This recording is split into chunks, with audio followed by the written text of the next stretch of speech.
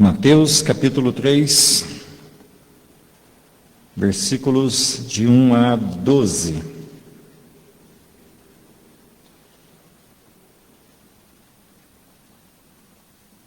Diz assim a palavra do Senhor. Naqueles dias apareceu João Batista pregando no deserto da Judéia. Ele dizia: arrependam-se, porque está próximo o reino dos céus. Pois é a João que se refere o que foi dito por meio do profeta Isaías: voz do que clama no deserto, preparem o caminho do Senhor, endireitem as suas veredas. João usava uma roupa feita de pelos de camelo e um cinto de couro. O seu alimento era gafanhotos e mel silvestre. Então os moradores de Jerusalém, de toda a Judéia e de toda a região em volta do Jordão iam até onde ele estava. E confessando os seus pecados, eram batizados por ele no rio Jordão.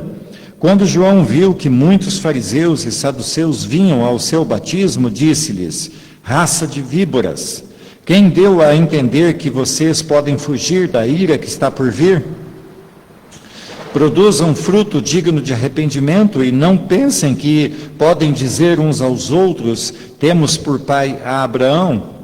Porque eu afirmo a vocês que Deus pode fazer com que destas pedras surjam filhos a Abraão. E o machado já está posto à raiz das árvores. Portanto, toda árvore que não produz bom fruto é cortada e lançada ao fogo. Eu batizo vocês com água para arrependimento, mas aquele que vem depois de mim é mais poderoso do que eu, do qual não sou digno de carregar as sandálias. Ele os batizará com o Espírito Santo e com fogo.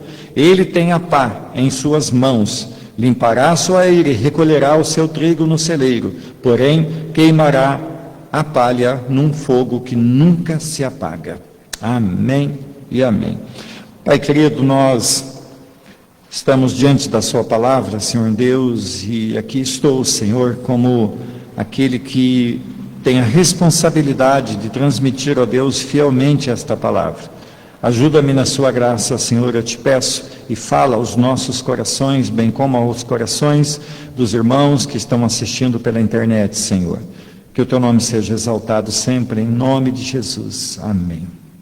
Meus queridos irmãos, nós então, fazendo aqui uma recuperação do que foi falado, nós vimos anteriormente nos capítulos 1 e 2, a genealogia indicando que Jesus era de fato o descendente prometido, o rei, o Messias, o esperado, aquele que veio da linhagem de Abraão, da linhagem de Davi.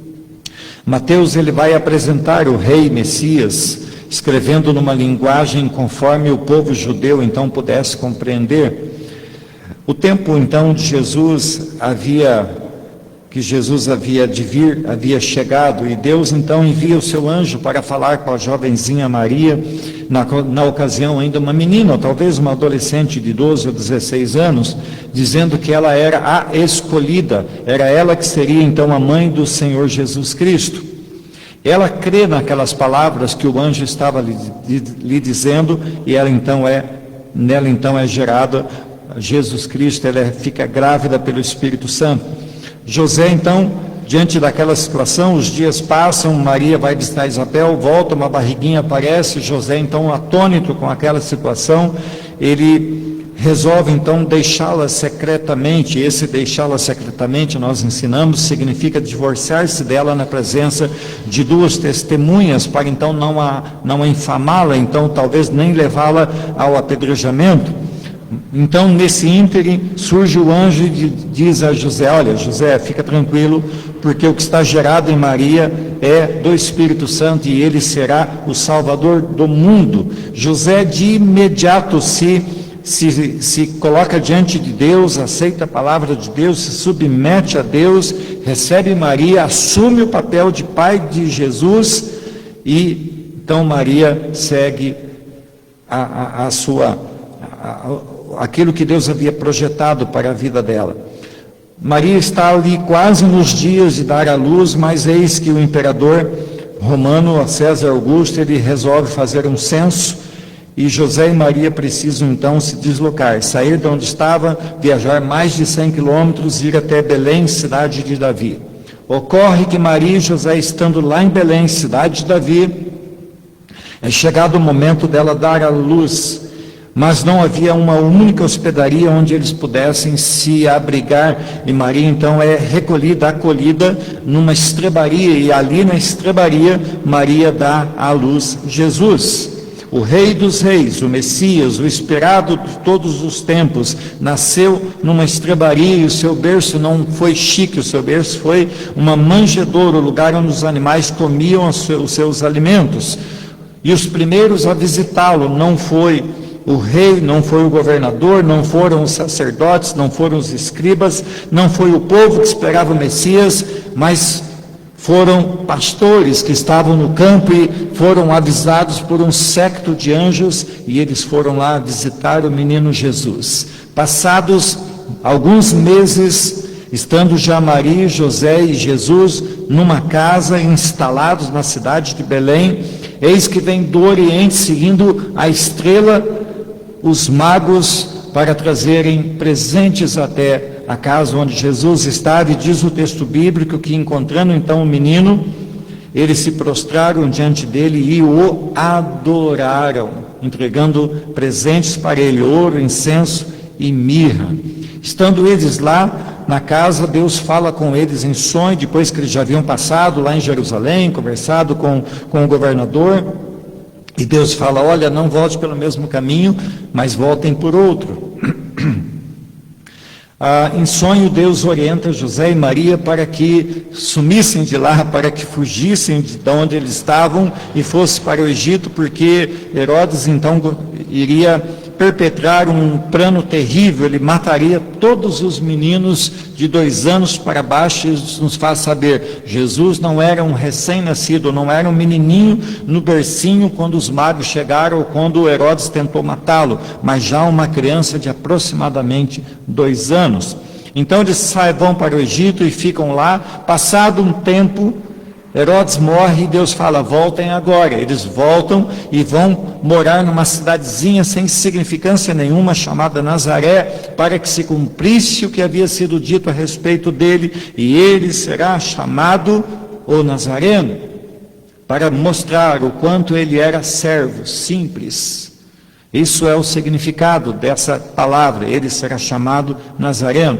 Meus queridos, feita essa introdução assim, bem ligeira, bem rápida, hoje o texto que nós lemos nos leva a um grande salto cronológico até o tempo em que, passados já muitos anos, Jesus estando na casa dos 30 anos, João Batista também nessa faixa de idade, João está no deserto batizando.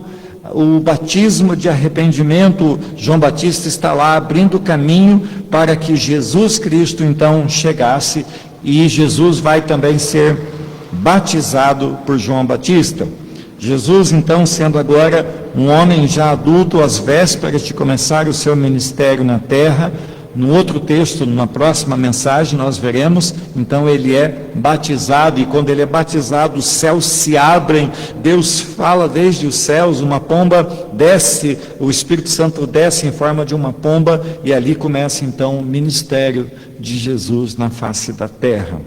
Hoje então, irmãos, nós vamos descobrir o que esse texto que nós lemos, um texto tão tradicional, tão simples, tão lido, tão conhecido por todos nós, mas o que ele ainda tem para nós, quais as lições que esse texto tão comum, tão falado, tão lido, tão recitado nas épocas de Natal, tem a ver conosco hoje, nesse exato momento. Primeira coisa, meus irmãos, então, da mensagem de hoje, uma pergunta: quem era João Batista? Batista não era o sobrenome, mas era o seu cargo, era João o batizador, João aquele que batiza, né? Depois acabou ficando conhecido como João Batista. Alguns comentaristas costumam dizer que João ele é uma espécie de dobradiça, aquele que dobrou entre o Antigo e o Novo Testamento. Ele é aquele que encerrou o Antigo para começar o Novo Testamento. Ele é, irmãos, o filho da velhice de Zacarias com Isabel, ele é o primo de Jesus, ele é o precursor, o desbravador, aquele que abriria o caminho e anunciaria: eis o Cordeiro de Deus que tira o pecado do mundo. Ele é, irmãos, aquele de quem Isaías profetizou, dizendo assim: uma voz clama, no deserto preparem o caminho do Senhor, no ermo façam uma estrada reta para o nosso Deus. Irmãos, ele é aquele de quem Jesus deu testemunho, dizendo: nenhum profeta era maior do que ele, e ao mesmo tempo ele próprio não se sentia digno sequer de levar as sandálias de Jesus. Segundo Mateus, João não parecia ser nada convencional. Ao invés de roupas tradicionais da época, ele usava vestes de pelo de camelo, amarrava suas roupas com cinto de couro, pregava no deserto e se alimentava de gafanhotos e mel silvestre. Mas isso, queridos irmãos, não era um simples gosto pessoal de João Batista. As suas roupas o ligavam diretamente a Elias, que também se vestia da mesma forma. Desta feita, João é visto então como um novo Elias. O profeta Malaquias havia profetizado que Deus enviaria o profeta Elias antes do grande e terrível dia do Senhor. E o próprio Senhor Jesus, lá no capítulo 11 do mesmo Evangelho de Mateus, ele citou o cumprimento desta profecia ao falar de João. E em Lucas 1,17, Jesus diz que João veio no poder e no espírito de Elias. Portanto, irmãos, leio de novo o primeiro verso que diz assim: naqueles dias apareceu João Batista pregando no deserto da Judéia. Amada igreja, a primeira informação que Mateus vai nos dar não ajuda muito. Mas a gente recorre então ao Dr. Lucas e ele vai dizer para nós assim: no 15º ano do reinado de Tibério, naqueles dias, quais dias? Que dia eram esses? No 15º ano do reinado de Tibério César, sendo Pôncio Pilatos governador da Judéia, Herodes tetrarca da Galileia, seu irmão Filipe tetrarca da região da Itureia, e Traconites, e Lisânias tetrarca de Abilene, sendo sumos sacerdotes Anás e Caifás, a palavra de Deus veio a João, filho de Zacarias, no deserto. Eis o profeta de Deus pregando no deserto. Naqueles dias em que tudo isso estava acontecendo, João Batista se levanta no deserto, vestido de pelos de camelo, comendo gafanhoto e mel silvestre, anunciando: eis que vem o Cordeiro de Deus, batizem-se, vamos ao arrependimento, arrependam-se, porque é chegado o reino de Deus. Meus irmãos, João, chamado por Deus, então começa o seu ministério de abre alas, preparando o caminho de Jesus, numa época onde o cenário político e religioso de Israel estava uma desordem, uma bagunça, e todos os governadores governavam conforme a cartilha dos seus próprios interesses. A moral, a honestidade não era algo que se levasse em conta, muito menos havia empatia pelo povo. Mas se o cenário político estava corrompido, o religioso não ficava atrás, meus irmãos. Os sacerdotes que eram do partido dos saduceus enchiam seus bolsos, pois haviam transformado o templo num grande salão de negócio, num grande comércio, num balcão de negócio. E para deixar as coisas ainda piores, negavam doutrinas basilares das Escrituras, negando a existência dos anjos, a imortalidade da alma, a ressurreição dos mortos. Enfim, irmãos, eles estavam pegando as Escrituras, rasgando e fazendo conforme o seu bel prazer assim lhes permitia. O zelo que nutriam pelo poder fez deles colaboradores do Império Romano, visando assim manter seus cargos e seu status religioso. Havia também os fariseus, mas estes também eram cegos, guiando outros cegos. Eles fizeram da religião um poder pelo qual eles oprimiam, esmagavam as pessoas com o seu legalismo. E em meio, irmãos, a esse cenário de opressão, de pecado, de desleixo político e religioso, que aparece a excêntrica figura de João Batista pregando no deserto da Judéia a mensagem do arrependimento. Parece que eu estou lendo aqui a biografia do cenário do Brasil. Uma bagunça aqui, uma bagunça ali, e gente no meio disso tudo achando jeito de ganhar alguma coisa, de ter vantagem, de ter lucro com toda essa bagunça que está no meio político e o meio religioso. Portanto, irmãos, qual era a mensagem de João no meio de toda essa confusão que está acontecendo? Ele dizia, verso 2, arrependam-se, porque está próximo o reino dos céus. Amada igreja, a mensagem de João correu pelo tempo e chegou até nós. Arrependimento é um chamado para mim e para vocês. Arrependimento é um chamado urgente. Arrependimento é algo do qual nós não podemos, de forma alguma, deixar sermos negligentes com a palavra arrependimento. Devemos lembrar, irmãos, que o anjo disse a José que Jesus salvaria o seu povo dos seus pecados. Logo fica evidente a todos nós que nascemos sob o peso do pecado, que o nosso destino era um único, que era a perdição eterna.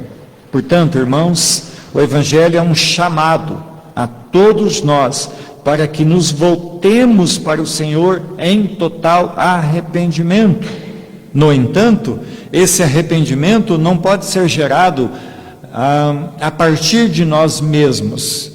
Ele é uma obra do Espírito Santo. É o Espírito Santo que agiu em nossas vidas, que age na vida de todos aqueles que ainda insistem em permanecer no pecado. É o Espírito Santo que vem para convencer as pessoas do pecado, do juízo e da justiça. E conforme diz Romanos 10, ninguém pode ser levado ao arrependimento se não for pela pregação da palavra de Deus. Era isso que João estava fazendo, é isso que nós devemos fazer. João, no meio do deserto, envia para todos nós uma mensagem pela qual nos faz pensar, nos faz querer, nos faz desejar pregar as boas novas de Cristo a todos quantos pudermos alcançar, meus irmãos. A missão está dada a todos nós. Jesus disse-nos que nós deveríamos pregar o Evangelho, e João está lá desde o deserto, anunciando e dizendo para todos nós que é necessário o arrependimento. E permitam, queridos, me dizer ainda uma outra palavra: arrependei-vos, segundo o contexto político e religioso da época de João. Quando João está no deserto pregando arrependimento, vinham a ele pessoas de toda a região. Mas o que era esse arrependimento pregado por João com tanta contundência? João está alertando o povo para que voltassem para Deus. Eles haviam deixado Deus de lado, abandonado os princípios essenciais da aliança, haviam desleixado, haviam deixado Deus de lado, abandonado o pacto que Deus havia feito com eles. Portanto, meus irmãos, esse arrependimento, ele é um arrependimento pactual. Quando João está falando arrependam-se, João está dizendo para eles, lembrem-se do pacto da aliança, lembrem-se daquilo que Deus fez com vocês. É um chamado a voltar para o caminho de Deus, é um chamado a voltar-se para aquele que os havia buscado e salvado. Irmãos, esse arrependimento tinha um papel importante, porque estando o povo debaixo da aliança com Deus, em breve lhes seria apresentada uma outra aliança. Mas eles precisavam voltar para a aliança, para aquela que Deus havia feito com eles, porque uma nova aliança seria apresentada na pessoa de Cristo. Por isso é que João está anunciando que o reino dos céus está chegando. Mas, irmãos, nisso então uma outra pergunta: o que era esse reino dos céus? E podemos dizer que ele poderia ser visto como político, como espiritual, e mais diferente do que pensavam os judeus, esse reino não era da terra, não tinha interesse em coisas terrenas, ele era do céu, era de Deus, e o seu domínio de eternidade a eternidade.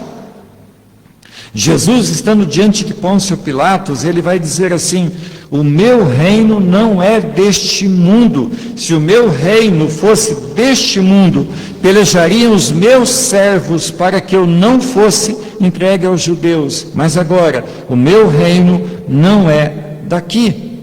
Meus queridos, diferente do que o povo judeu esperava, nem João, nem Jesus pregavam sobre um reino que viesse para libertar Israel do poder político, militar de Roma, e sim do poder do pecado. Jesus veio para isso, para nos libertar do poder do pecado. O reino dos céus não pode ser entendido como um lugar, irmãos, mas como uma força dinâmica da vontade de Deus, invadindo o mundo e operando poderosamente transformações, sobretudo na vida de cada pessoa que é alcançada por essa força salvadora e transformadora. Nós já fomos. Cada um de nós que vejo daqui, já passamos pela experiência da salvação. O reino dos céus é uma realidade em nós, em cada um de nós. Mas há pessoas que ainda não o conhecem, há pessoas que ainda precisam ouvir a proclamação desse reino dos céus. Mas estando então João lá no deserto, a pregar e a batizar, todos vinham a ele para ouvir a sua mensagem. E o verso 5 e o 6 vão dizer assim: estando os moradores de Jerusalém, de toda a Judéia, de toda a região em volta do Jordão, iam até onde ele estava, e confessando os seus pecados, eram batizados por ele no rio Jordão. Veja, irmãos, havia uma eficácia na pregação de João. Não era uma pregação light, era uma pregação contundente, e ainda assim as pessoas se arrependiam porque eram tocadas, porque eram lembradas do estado de pecado em que elas estavam, do quanto elas haviam se distanciado da pessoa de Deus. A mensagem de João era clara: arrependei-vos. Essa é a mensagem de hoje, meus irmãos. Arrependei-vos. Nós sabemos bem que hoje esse arrependimento é indispensável para que uma pessoa possa considerar-se salva, considerar-se uma nova criatura. Sabemos que Jesus operou uma obra redentora para nos libertar do poder do pecado. Esse arrependei-vos significa mudar de pensamento, mas implica em mais do que simplesmente mudar de opinião. Arrependei-vos envolve uma completa mudança de atitude em relação ao pecado e a Deus, dando claras evidências de mudança de conduta. É aquilo que a Bíblia diz: olha, a palavra não pode ser apenas ouvida, ela tem que ser praticada. Aqueles que verdadeiramente se arrependem precisam dar provas do seu arrependimento, precisam dar, como João vai dizer daqui a pouco, ele vai dizer: olha, vocês precisam dar frutos desse arrependimento. Uma pessoa que de fato é movida ao arrependimento, dando-se conta do quanto os seus pecados ofendem a Deus, vai demonstrar genuína tristeza. Mas a igreja dos nossos tempos, parece que quer promover na vida das pessoas alegria, felicidade, com uma palavra que não ofende, uma palavra que não cutuca, uma palavra que não chega aos seus corações. Mas a palavra de João era arrependei-vos, e arrependimento precisa gerar tristeza no coração por saber da grandeza dos nossos pecados e o quanto os nossos pecados ofendem a Deus, meus irmãos. Mas o que era então, e para para o que era esse arrependimento que João estava exigindo do seu povo. Não era somente dos gentios, era dos judeus que João estava exigindo arrependimento. Os judeus se consideravam filhos de Abraão, mas João está dizendo a eles que, da forma como viviam, eles estavam longe de serem verdadeiramente filhos de Deus, filhos de Abraão. Meus queridos, quantas pessoas hoje se dizem cristãs, mas agem como se não fossem. O seu jeito de falar, o seu jeito de agir, o seu jeito de se comportar, não coaduna, não condiz com aquilo que dizem ser. João está literalmente olhando para os judeus e dizendo que eles eram imundos e precisavam se arrepender e serem batizados e voltarem para Deus e viverem novamente debaixo da aliança que Deus havia pactuado com o seu povo. E vejam bem, meus irmãos, as pessoas saíam das suas cidades e se abalavam até o deserto para ouvir uma mensagem extremamente dura, cáustica, contundente, agressiva aos seus ouvidos. E o interessante é que Mateus diz que, ao ouvirem, se arrependiam e eram batizadas por João. E eu creio, amada igreja, que isso reforça para nós a responsabilidade que temos de manter o nosso compromisso com a verdade do Evangelho. Por mais dura que possa ser a pregação da cruz, por mais que ela venha a ser chocante, por mais que ela ofenda os pecadores, ela continua sendo o remédio que cura, que liberta, que transforma a vida dos pecadores.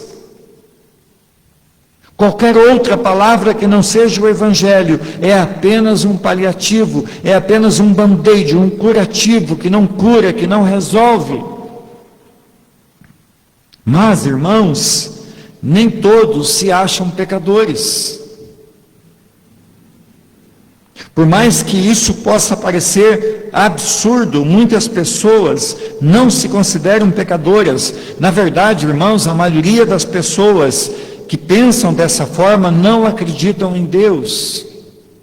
Pior ainda são os que confessam ser cristãos e mesmo assim vivem uma vida confusa, pecaminosa e não se incomodam mais com isso, irmãos. Veja, verso 7 vai dizer assim: quando João viu que muitos fariseus e saduceus vinham ao seu batismo, disse-lhes: raça de víboras, quem deu a entender que vocês podem fugir da ira que está por vir?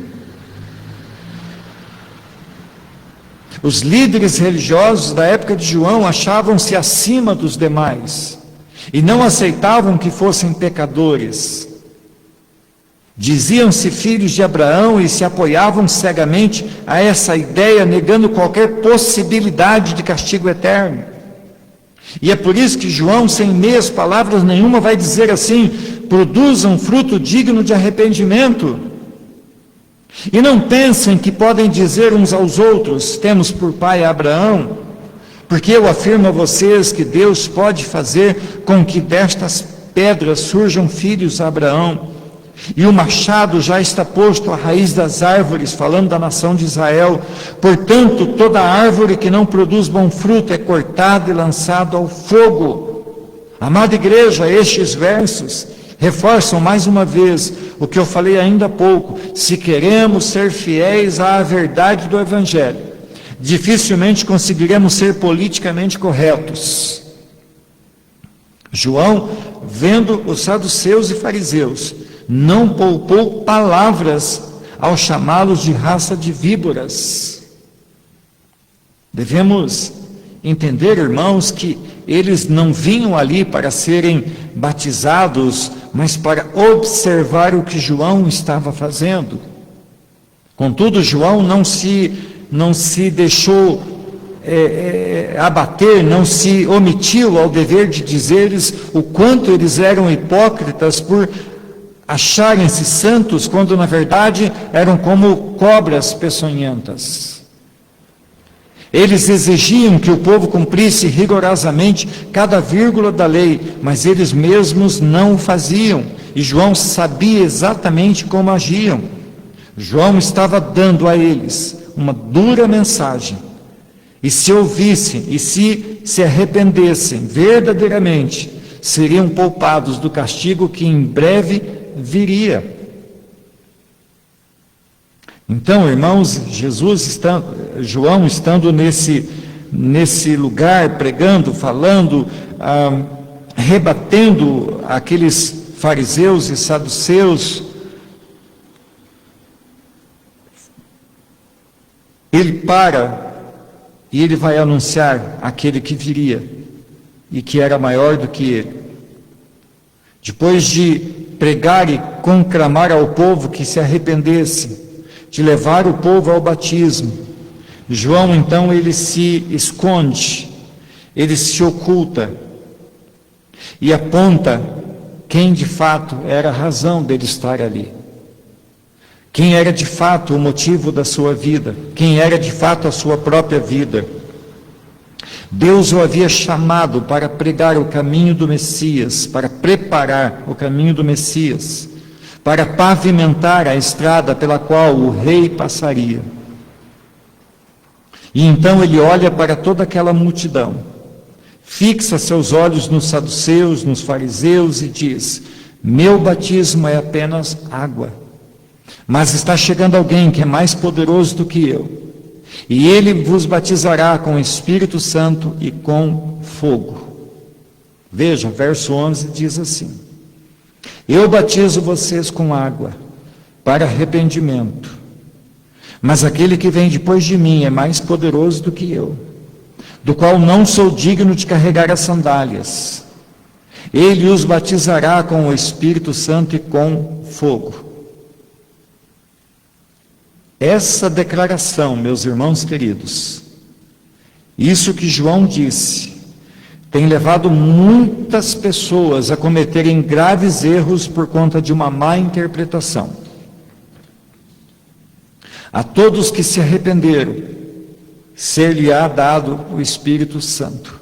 E essa promessa tem sido cumprida desde do tempo de Atos. Essa promessa feita pelo profeta Joel, lá no capítulo 2, verso 28, se cumpriu lá em Atos, quando o Espírito Santo foi derramado sobre todos aqueles que estavam no cenáculo.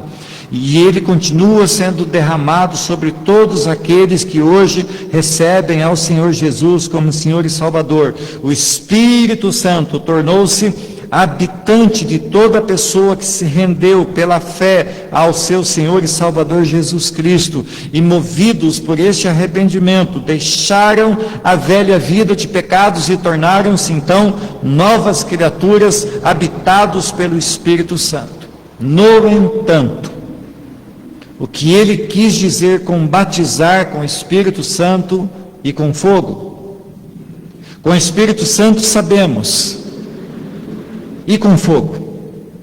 Para muitos, meus irmãos, isso significa alguma ação sobrenatural de poder. Alguns entendem como uma parte de um processo de purificação dos salvos, como ouro ou prata quando é passado pelo crisol.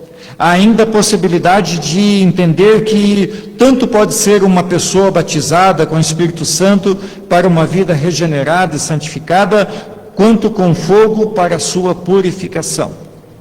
Alguns entendem que isso é um poder sobrenatural que vem sobre a vida daqueles, então, que receberam o Senhor Jesus Cristo. Porém, meus irmãos, considerando todo o contexto do texto, fogo visto aqui, pela maioria dos estudiosos, como uma ação de juízo divino. Aos arrependidos, vida eterna. Mas aos incrédulos que não se arrependeram, condenação eterna.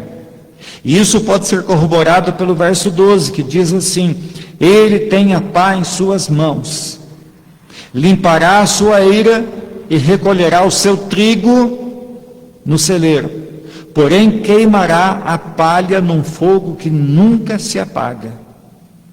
Ele, Jesus, como Salvador, levará os salvos, o trigo, para a sua glória, mas os não salvos, a palha, será levada ao fogo eterno que nunca se apaga, meus irmãos. E alguns ainda oram dizendo: vem fogo, desce fogo sobre nós, queima, Senhor. Meus irmãos, o salvo não precisa de fogo, o salvo já é salvo. Nós somos livres desse fogo de condenação eterna. Resumindo, irmãos, o versículo aponta para a plenitude da missão de Cristo. Ele é o Senhor que salva e purifica pelo Espírito Santo, mas também é o juiz